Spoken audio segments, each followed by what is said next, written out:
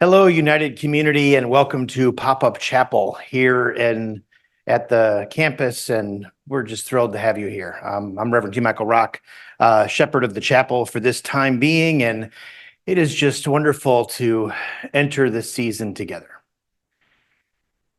Lent is really a highlight of my spiritual season because it is about a turning. That's what the word means. Turning towards something, turning away from something.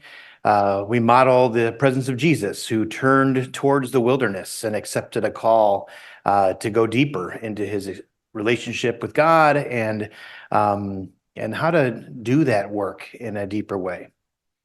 So as we do this Ash Wednesday tutorial, I want you to think about what you're turning to or turning from. And as always, when we enter into sacred space, we do that with light. So I'll light a sacred candle to set our tone.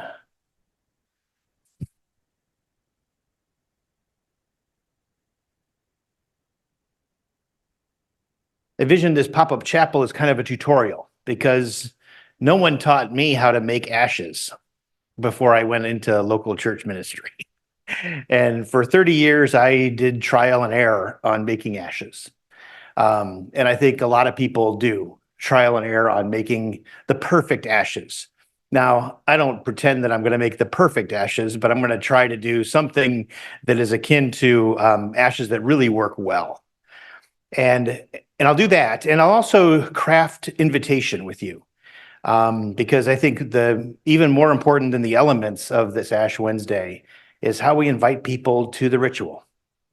And knowing that people come from all different places, from a progressive Christian seminary, we need to make space for people who have a deep faith, where Ash Wednesday is something they long for, and they want to cross on their forehead so bad it hurts. And they wake up in the morning thinking, I just can't wait to get the cross on my forehead. To those who don't have any idea what this means, and everything in between. And so we're going to craft invitation after we craft the structure.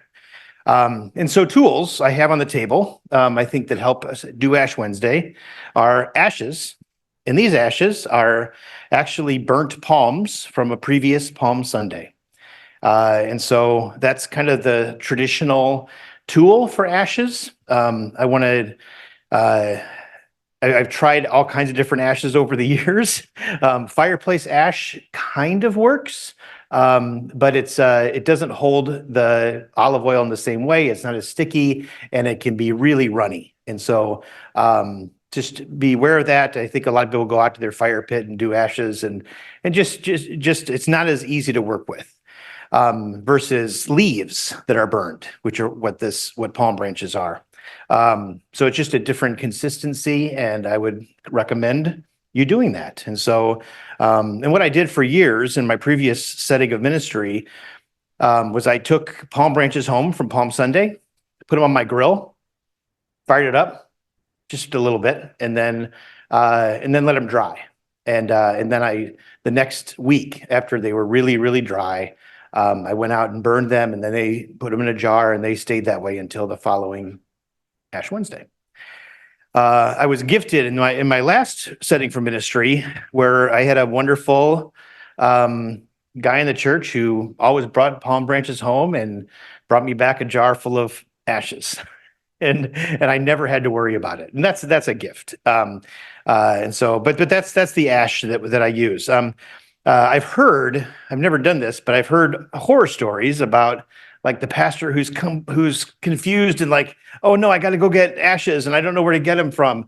And they go, oh yeah, we can use toner from the copier, because every church has a copier in the back room.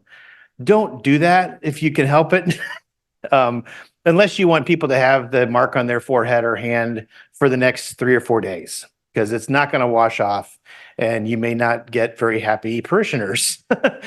But yeah, so there are some other stories about different materials you can use, but that's what we have here. I also have olive oil, which is kind of the structure of that makes it kind of a pasty experience. And then what I've been using in the past, and it's optional, is gold glitter. And so because of that welcoming place that I've tried to create for folks, the ash is dark and it reminds us of our mortality and death. But the glitter also carries hints of resurrection, of hope, of possibility, of light, and reflective light in us. And so it just has a different way to kind of approach the holiday. And so I use ash mixed with gold glitter. You have to use quite a bit of glitter because the ash will make it black. Just to let you know the consistency. And then I purchased years ago, and I used these for many, many years, black towels. Ash and the creating of ashes for Ash Wednesday is a messy adventure, and it stains. And so black towels really are handy tools to have in any liturgical toolkit. Right? You can say amen if you want. Okay. That's where it's worthy of an amen. So just like any cooking show, I have actually a pre-done set of ashes that have already been made, and because it takes a while to kind of do ashes well sometimes, because sometimes you put a little too much olive oil and they get goopy, and then a little more ash, and then a little more olive oil, and sometimes you just get this crazy thing. I've done so many bad ashes in my career, and sometimes you get it right the very first time, and it's like, boy, God smiles on you and say, go for it. So little ash, try to get out the stems or any big pieces. Nobody wants a stem on their forehead, I don't think, right? So this is the tutorial portion of the day. And then a little bit of olive oil, a very little bit to start with. You can always do more later. And then I just use a fork. And I also like this is a fancy bowl. I love to use like fancy pottery and different things that people have, because art is important when you do liturgy, right? And so handcrafted things are like the best. So go for it as you will. This consistency needs a little, I don't have a close-up camera, but this is kind of goopy. I used a little bit of olive oil, but it was too much for that amount of ash. And add a little more ash. And now I have too much ash for the amount of olive oil. This is kind of how it works, right? I kind of did that on purpose too. So then oh no, I need more. Once you do too much olive oil, it's hard to get it back. So now we got something a little more pasty. It should be kind of like a paste, right?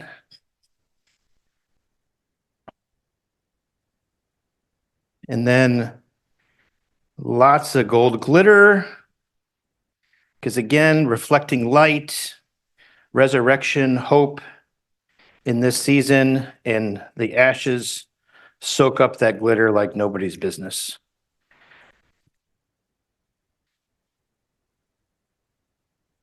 And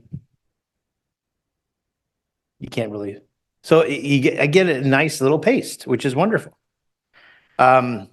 So it's trial and error. Have fun with it.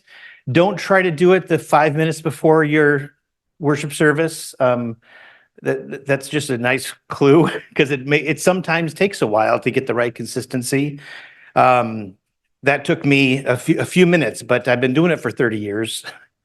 And if the first several times, it took me a long time to get that paste right. So just to be mindful of that. So that's kind of how you make ashes for Ash Wednesday,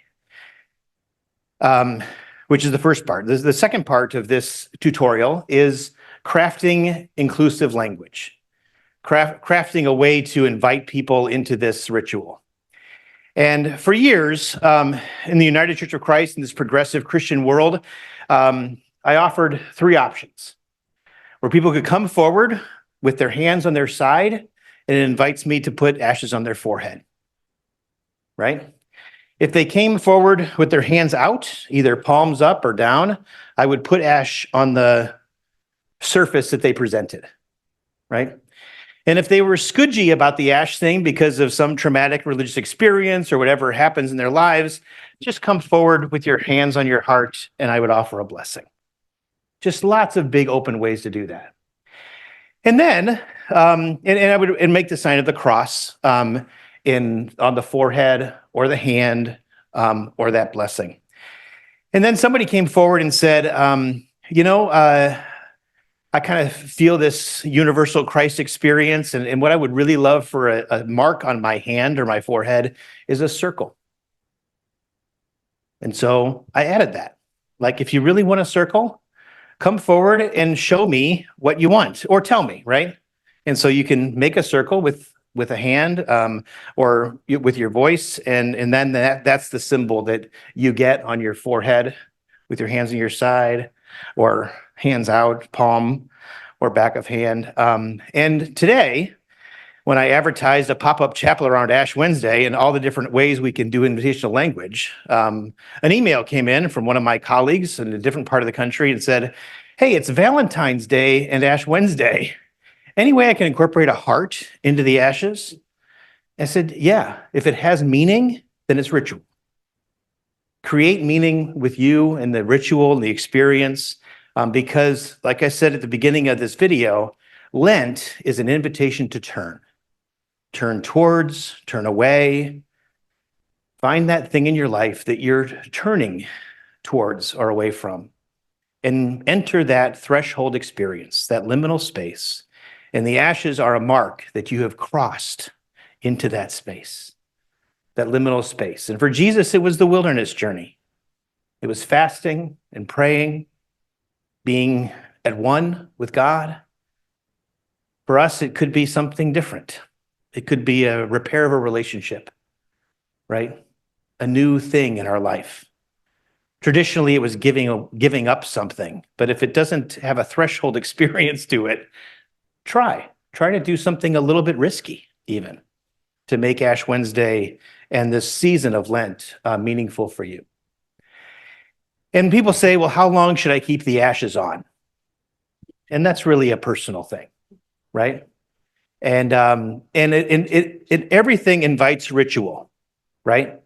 If you need to go to the bathroom afterwards and wash it off right away, look at yourself in the mirror and make it a ritual. What are you taking with you from the experience? If you want to leave it on forever and then accidentally wipe your forehead and go, oh, wow, I got ash on my hand, right? Or you're shaking somebody's hand and you've got it on your palm and you pass it along to somebody else, make it a ritual, right? Something that you can share with somebody else.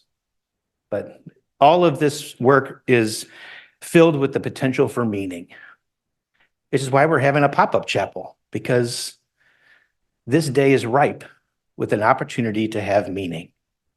So thank you. If you have an idea for a pop-up chapel at United Seminary, let me know, and we can do it anytime, any place, and we'll make that happen. I shouldn't say that, but I'm really open to the idea of like creating ritual in the ways that are most meaningful to you.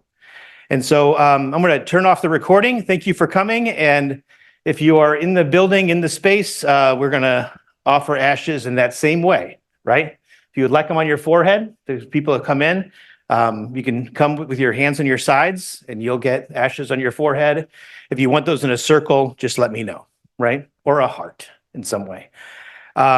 If you would like them on your hands, present a hand up front or on the back, and I'll put it on whatever surface you would like. You want both hands, put both hands out, right? Both palms. Whatever's most meaningful for you. And if you just want a blessing, come with your hands on your heart and we'll say a prayer for you. Okay? So thank you so much for coming to Pop-Up Chapel, United Community. We love you.